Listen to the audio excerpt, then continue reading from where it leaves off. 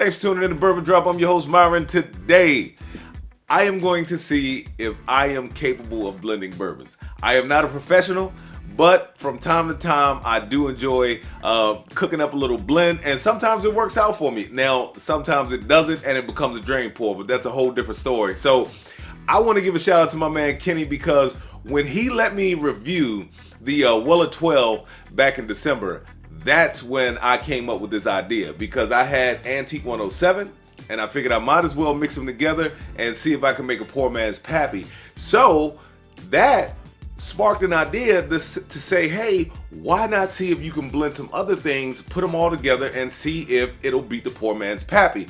So I blended a 60-40 blend of Antique 107. I blended a 60-40 blend of Antique 107 and Buffalo Trace's Kosher Rye. I blended a 60-40 blend of Sagariff Rye, the 83 proof, and it's a 40% of that blend is New Riff. Sorry about that. Also, I did, and it's kind of hard to like really get them exact, but this is a 15 to 20% barrel batch 28 and an 80 to 85% Knob Creek 12. Coming in last, ECBP B521, and that's 90%. And then the Sagamore 83 proof comes in at 10%. And what I've learned is the Sagamore goes a long way. I mean, it is so versatile when you blend it with bourbons. I mean, a little bit of it just can enhance the flavor just mildly, and a ton of it can really turn the flavor down. I mean, it's very versatile. You can do a lot of things with the Sagamore 83. So 3 of these have been sitting in the sample bottles since December 16th. Now, I'll give you the proof rundown of all of these, and maybe some pictures will follow, but of course, the Antique 107 comes in at 107 proof. The Weller 12 year comes in at 90 proof. The 107, once again, 107 proof. The Kosher Rye comes in at 94 proof. The Sagariff, and well, that's what I call it, Sagariff. So my Sagariff blend. So you've got the poor man's pappy, you've got the poor man's Boo Rye, and then you've got my Sagariff, which the Sagamore comes in at 83 proof, and the New Riff comes in at a 106.6 proof. The Barrel Batch 28, that thing comes in at 108.86 proof, so basically 109. And then of course Knob Creek 12 comes in at 100, we all know that.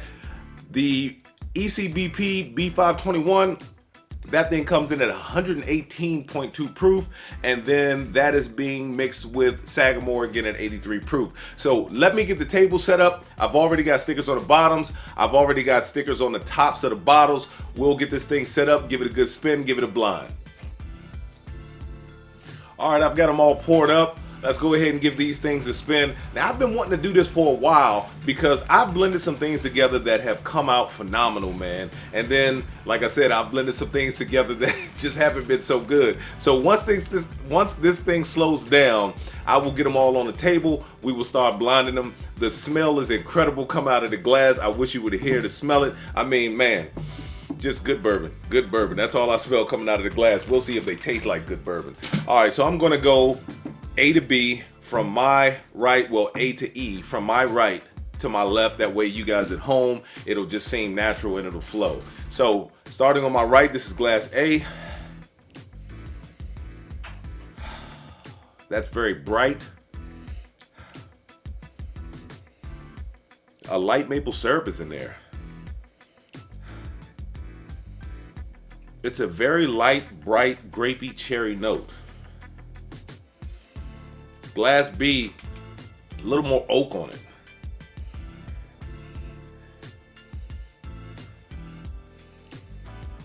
Then it becomes subdued. It's kind of sweet. It has a sweet nose the deeper I go into the glass, but the first thing that hit me was oak.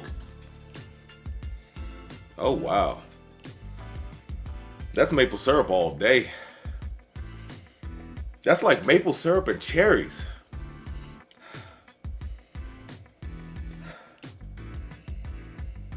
A little bit of pineapple on that thing too. Maybe a pineapple or peach.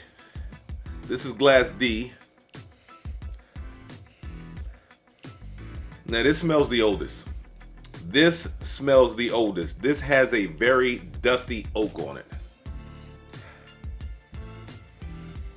And the deeper I inhale, I get like this dark chocolate.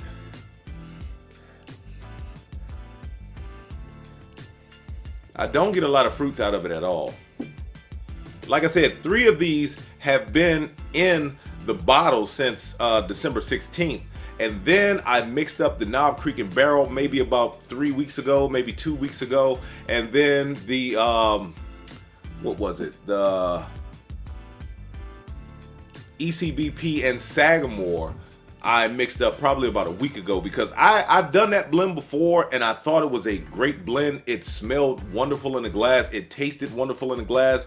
I mixed it with C921 and it was a completely different animal. I mean, it was horrible. Oh, glass E is fruity, super fruity. Wow. Wow, that's a whole bunch of fruits just thrown together. It does smell rich. I don't get a ton of dark notes. All right, time to get into tasting them. Back to glass A.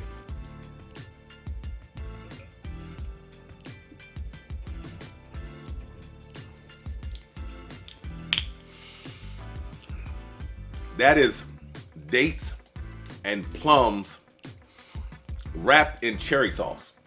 Or I should say drizzled with cherry sauce.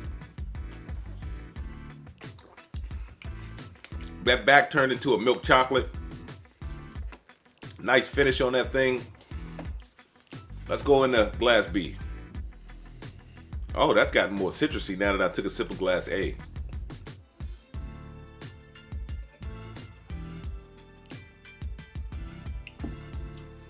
That's kind of interesting. That one is peppery. It's got a little bit of spice in it. The rye flavor shines through in that one. I think that one has some rye in it because it's got that grassiness. And sometimes, as much as I love Sagamore, especially the double oak, sometimes coming off of a bourbon, that grassy note that's in Sagamore, just it's very pronounced. Let's go. Let's give it one more chance. And I'm just guessing that this is Sagamore. I don't truly know, but we'll find out.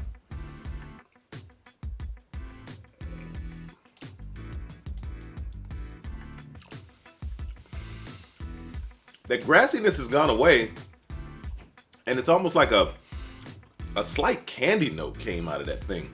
Almost like an orange candy, like the candy tarts, without the tart part of it though. It's like if you were to mix a orange candy tart with vanilla cream. That's pretty much what's coming out of that one. That grassy note has went away. So that might not be Sagamore, but it might have some Sagamore in it with that grassy note. Let's get into glass C. Ooh, that thing turned into a vanilla cream. Wow.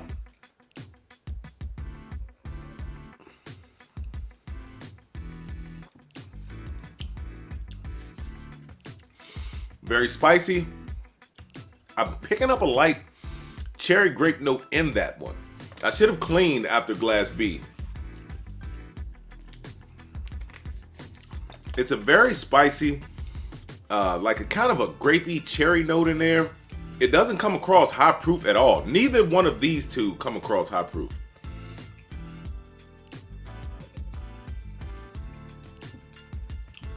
Yeah, now that I cleaned the palate, a little more of that oak comes out. It's gotten a lot more citrusy. We'll go through them with cleaning, and then we'll go backwards without cleaning and see if that does anything different. Let's go into glass D. Glass C didn't come off as high proof either. More pepper comes out now. I'm getting a sweet dough note that comes out of glass D.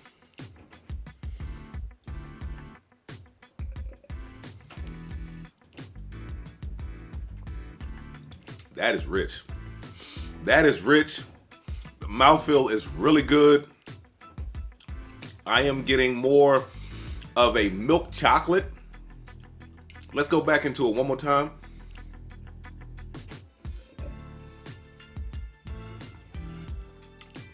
That's really good. It's rich. It's milk chocolate.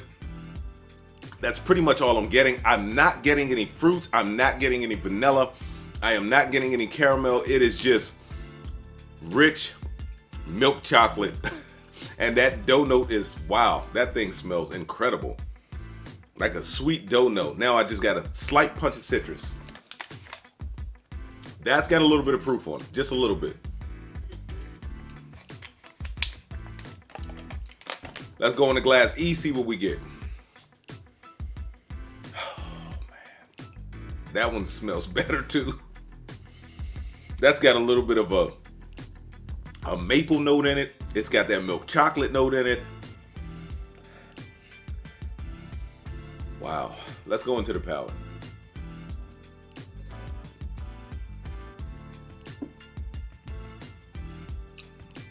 Oaky. Very oaky. Very spicy. Not picking up a lot of fruits. I am not picking up a lot of fruits in that thing. It smelled good, but it's very oaky, very spicy.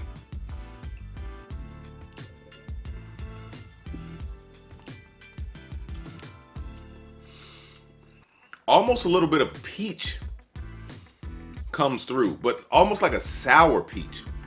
Not that it's bad. I don't want to make it seem like it's bad, but it's almost like a sour peach. Now I'll go back through these from E to A really quick before I give the results. So hang in there with me.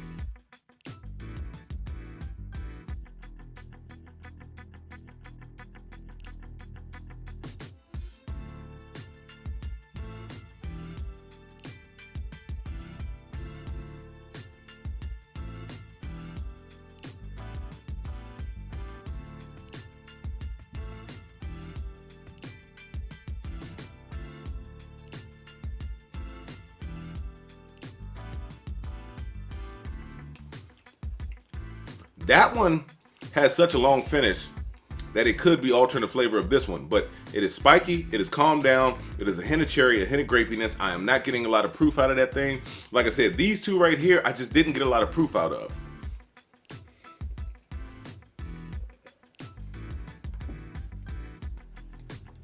Yeah, the mouthfeel is a little more watered down. I am going to have to put this one in last place. I know that one's going in last place.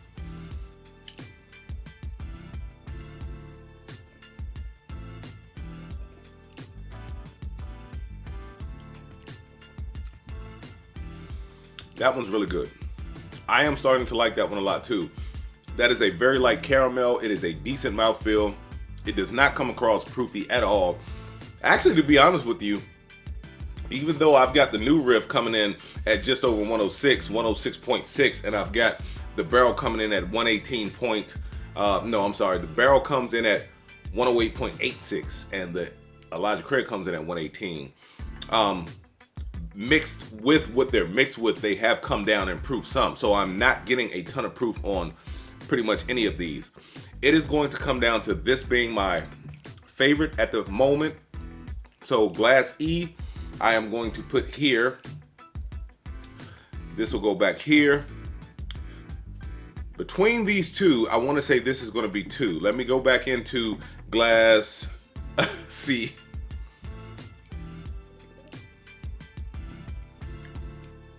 Spicy, oaky, cherry, grapey.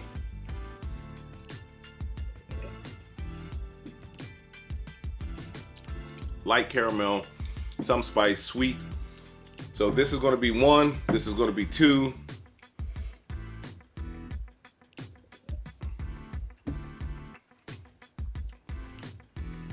This is just behind. So E is just behind A for the number 3 spot, leaving this is number 4, and this is number 5. Let's not get these mixed up. We're gonna go 1, we're gonna go 2, 3, 4, 5. Let's bring them in and see what they are. Almost got mixed up there for a second. All right, so Coming in number 1, let's see who it is. No, not gonna give it to you. I gotta keep you around for the end of the video. 5th place. This is Sagamore. So Sagamore, it's a 60-40 blend of Sagamore, and it is 40% new riff. So this right here, Sagamore, comes in 5th place. Let's see what comes in 4th. Wow. This is Poor Man's Pappy. Poor Man's Pappy came in 4th, man. It was almost 3rd. It was almost 3rd, but it just didn't have enough body. This one is 60% 107 and 40% Weller 12. Coming in 3rd place is the Barrel Knob Creek 12. Wow. And you know what made me try that one out? I was sipping on a little bit of Knob Creek 12, and I decided that I hadn't been in the barrel batch 28 in quite some time, and I only have a little bit left. This was a backup bottle. I bought this 2 years ago. I went through the first one so fast because it was that good. I decided to go into the Knob Creek 12, and once I got into the Knob Creek 12, I just got these nice fruity notes that I never got out of Knob Creek 12 before. So I was like, if I blend those together, I can put this in the blend at the last minute, and it might take number 1. But you see, it took number 3. I wonder what would have happened if it had been in the glass as long as the other ones. But you see, with the Poor Man's Pappy, that didn't make a difference. So Barrel and Knob Creek 12 takes 3rd. Let's see what took 2nd.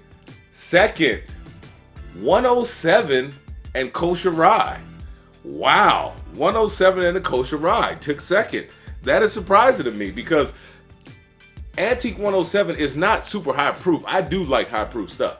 Antique 107 is not super high proof, and I do think that this is a good bourbon. You've got a wheated bourbon right here. You've got a Kosher Rye bourbon. Yes, it has rye in it. The rye is just kosher. That's all that means. Now, let's see who the winner is. The winner is ECBP B521 and 10% Sagamore 83. I'm telling you, man, I mixed those two together. One night I was just trying blends, and I just poured a little bit of Sagamore, and I poured what I thought was maybe about half of the glass. So a little bit of Sagamore and the rest of what was half of the glass with ECBP 521, and it was ridiculous. I mean, that thing was a killer. So look, I had fun doing this. I don't mind, stepping out on a limb as long as it's not some super expensive stuff, and mixing them together and see if I can come up with my own blends, because sometimes you get tired of running back to the same stuff. Sometimes you want something a little different and you want to mix it up. So I hope you've had a great time. With that being said, let the whiskey flow. Never run out unless you're headed to a drop. Till next time.